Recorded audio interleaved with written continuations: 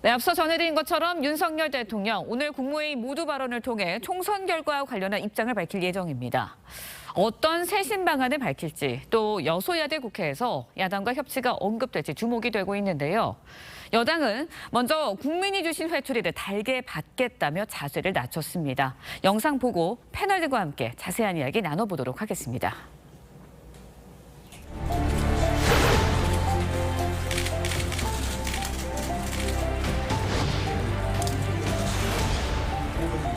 국민들께서 주신 회초리는 달게 받아야 합니다.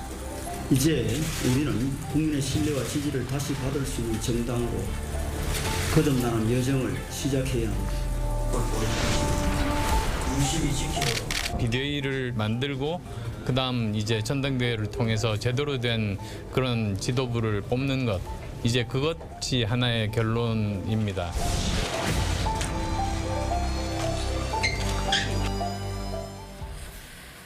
네, 윤석열 대통령 앞서 국민의 뜻을 겸허히 받들겠다라고 했었는데요. 오늘 국무회의에서 국정쇄신안에 어떤 내용이 담길지 궁금합니다. 김상현 평론가께 예상 여쭤볼게요. 어떤 내용이 담길 것으로 예상하고 계시나요?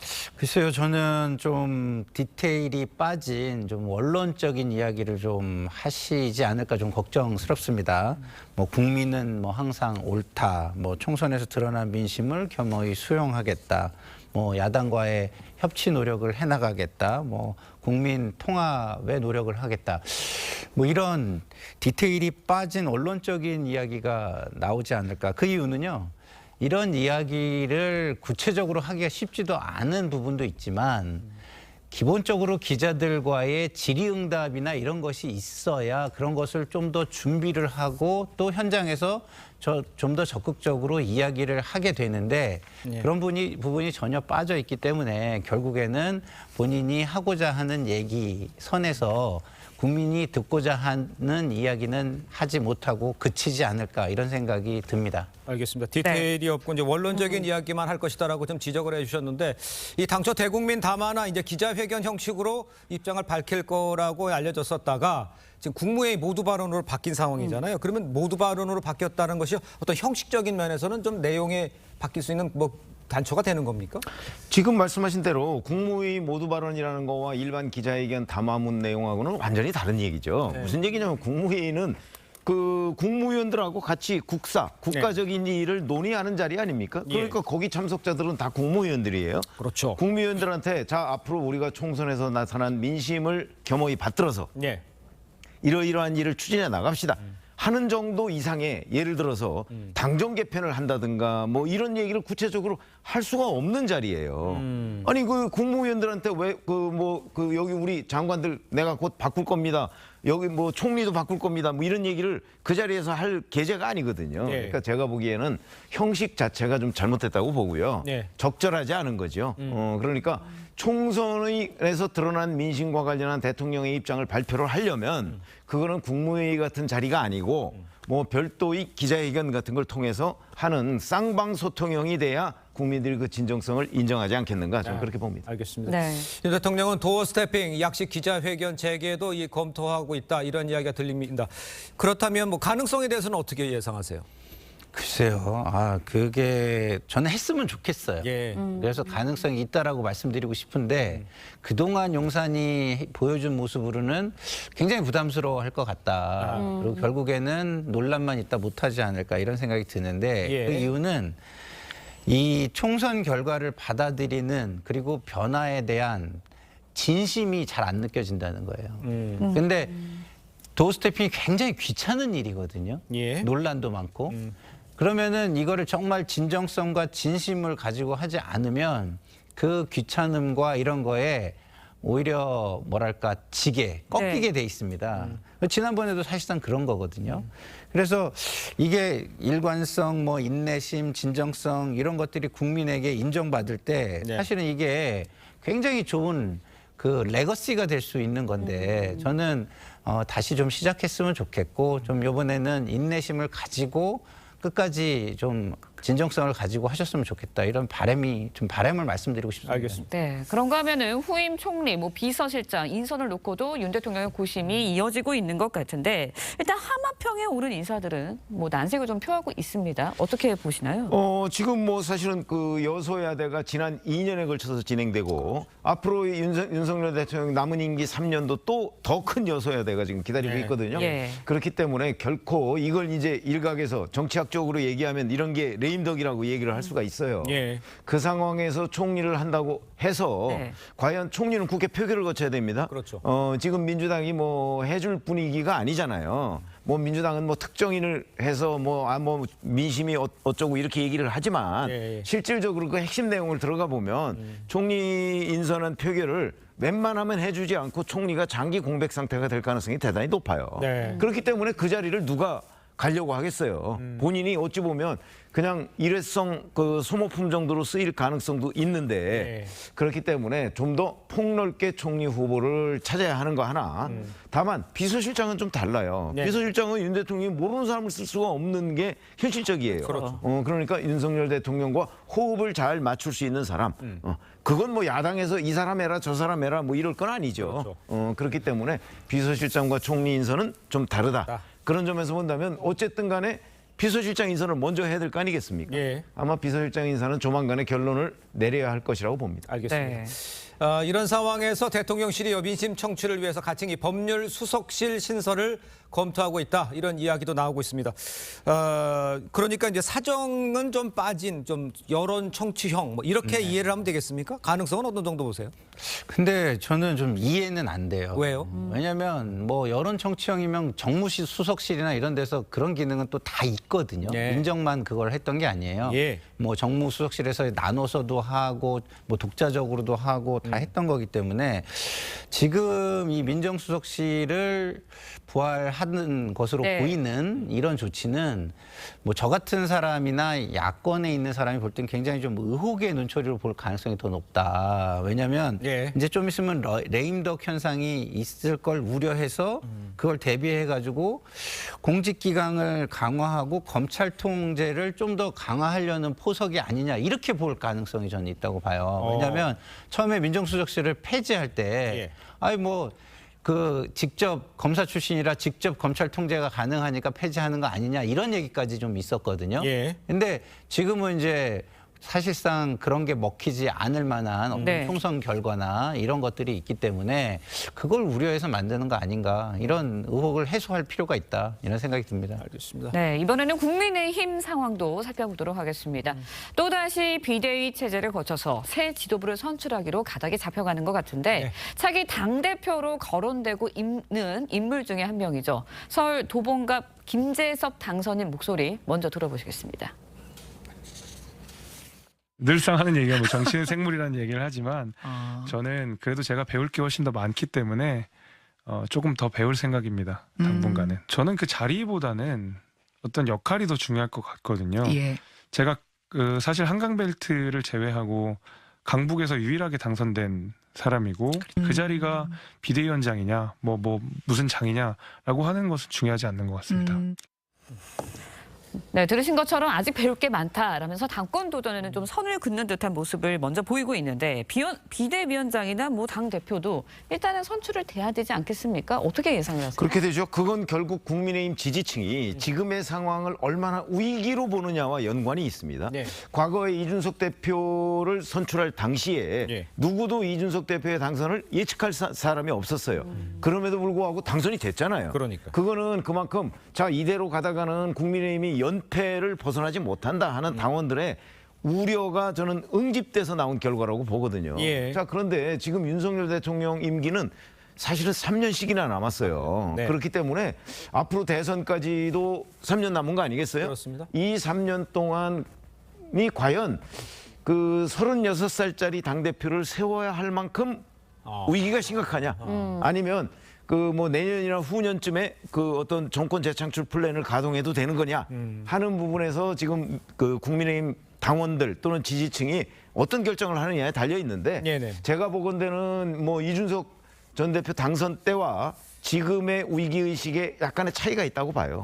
왜냐하면 그때는 야당이었고 지금은 어찌됐든 간에 집권당이고 어찌됐든 윤석열 대통령이 뭐 갑자기 물러갈 상황 같은 건 벌어지지 않을 거라고 저는 보거든요. 예. 아마 그런 점 때문에 현재 그 김재섭 당선자에 대한 이 대표를 맡아야 된다는 수요 네네. 그 자체가 이준석이라는 정치인이 대표를 맡을 때의 상황과 좀 다르지 않은가. 아마 국민의힘 그 지지층도 그렇게 판단할 것이라고 저는 짐작을 합니다. 알겠습니다. 네. 자, 그렇다면은요. 어제 이제 중진 간담회에서 이제 당분간 비대위 체제로 당을 이끌어가기로 뜻을 모았습니다. 새 비대위원장 누가 맡을지 또 어떤 성격이 될지 당선인 총회에서 좀 더 논의를 거칠 것으로 보이는데 예상은 어떤 식으로 하십니까 지금? 그러니까 상황. 이게 새 비대위의 성격은 일단은 기본적으로 이번 총선의 민심을 분석하고 그다음에 차기 지도부가 어떤 지도부가 좀 들어오면 좋을지에 대해서 사전 준비를 해주는. 그럼 전대위 준비 예. 정도로 생각하시는 거군요. 그러나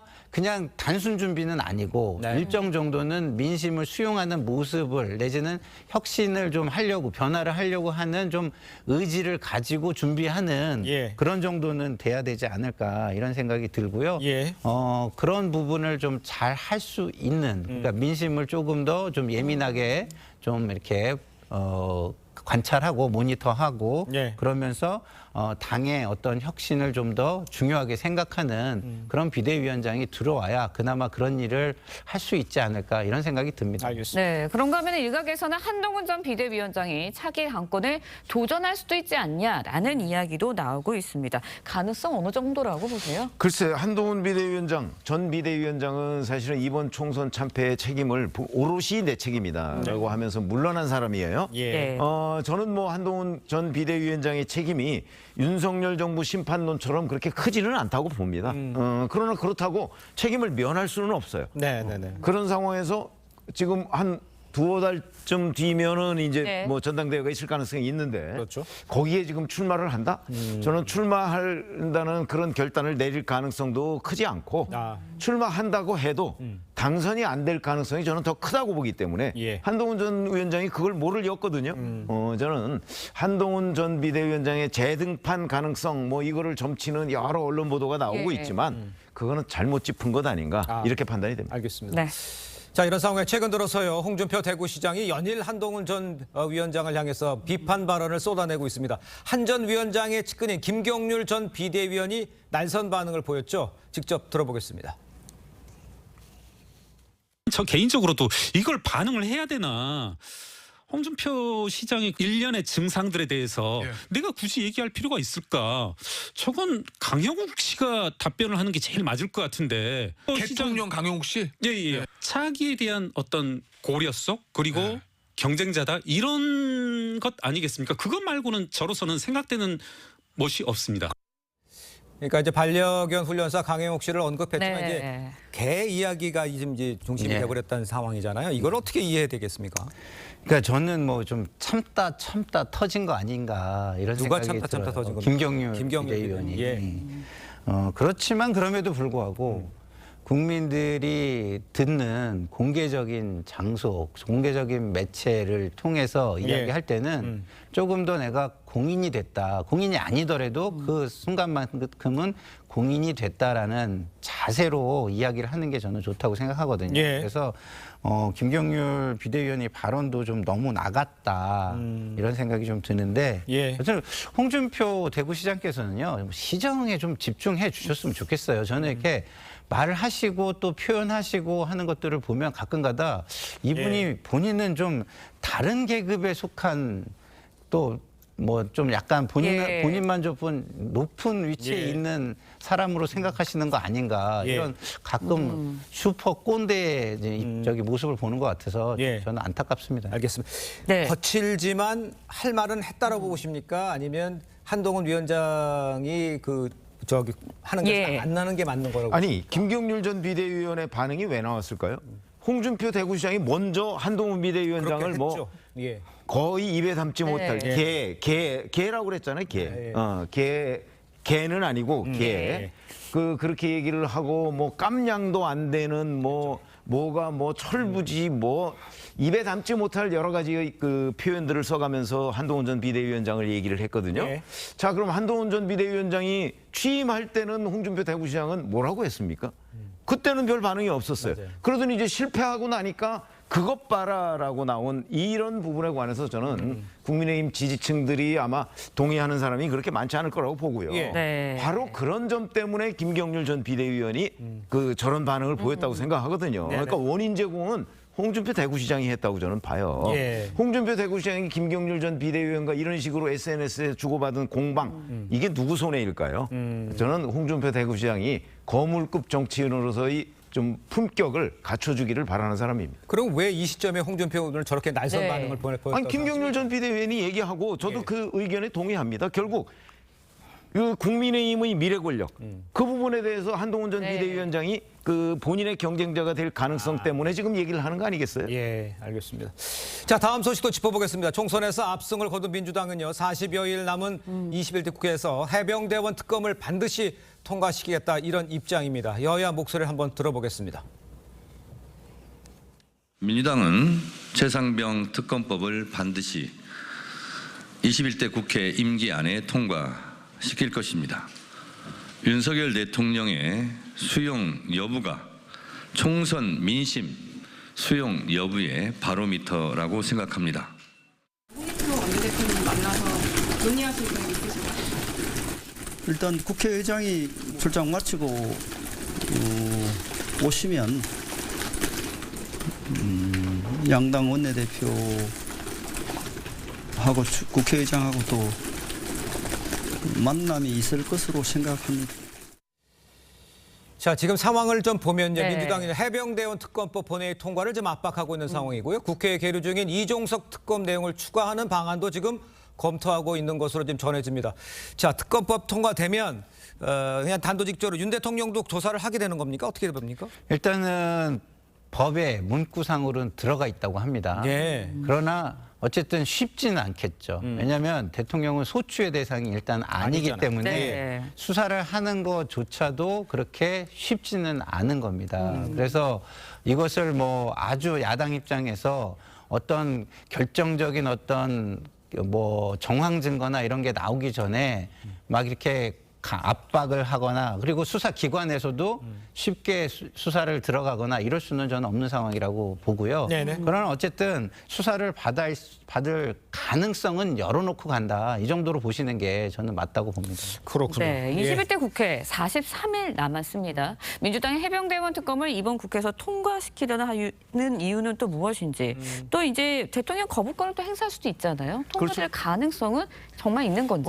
지금 민주당이 이 최상병 특검법을 계속 지금 추진하고 있는 이유는 이 부분과 관련해서 아마 여권이 예. 수용을 하지 못할 거라는 전제가 있는 걸로 봐요. 아. 거기다가 정치 공세성도 있고요. 네. 더군다나 이종섭 전 주 호주 대사 여기 피의자로 지금 네. 있지 않습니까? 네. 예. 그러나 기본적으로는 사실은 여권이 이에 대한 대응을 저는 잘못했다고 봅니다. 이 최상병 특검법에 관해서 이게 이제 직권남용이거든요. 수사를 방해했다 뭐 이런 건데 네. 여권 사람들을 취재해 보면 이 문제가 그 검찰로 넘어갔을 때 실질적으로 과연 유죄가 나올 만한 일이냐 하는 데에 대해서 굉장히 회의적이에요. 예. 그러면 사실 과감하게 이걸 받아가면서 돌파할 수도 있었는데 자꾸 방어 위주로 나가다 보니까 여기까지 온 것 아닌가. 그러니까 정치 공세에 밀린 거죠. 그런 점에서는 아마 용산 대통령실이나 이런 데서도 지금 야당이 계속 밀어붙이겠다고 하면 뭐 이미 이제 선거 끝났습니다. 예. 그리고 다음 선거는 2년 뒤에 있습니다. 네. 그러니까 용산 대통령실로서도 이 문제에 관해서 저는 정면 돌파할 가능성도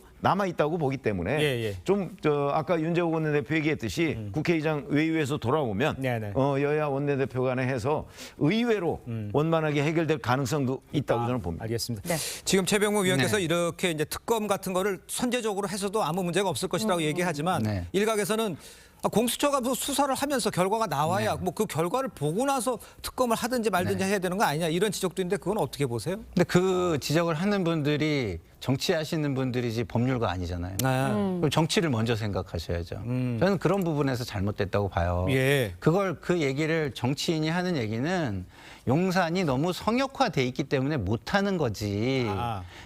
뭐 법률가처럼 본인들이 실제 생각하기 때문에 그런 말을 하는 건 전 아니라고 보고요. 예. 이번 총선을 관통했던 두 이슈, 그 중에서도 더 큰 이슈는 최상병 사건이었습니다. 하나는 이제 이태원 참사 사건이었는데요.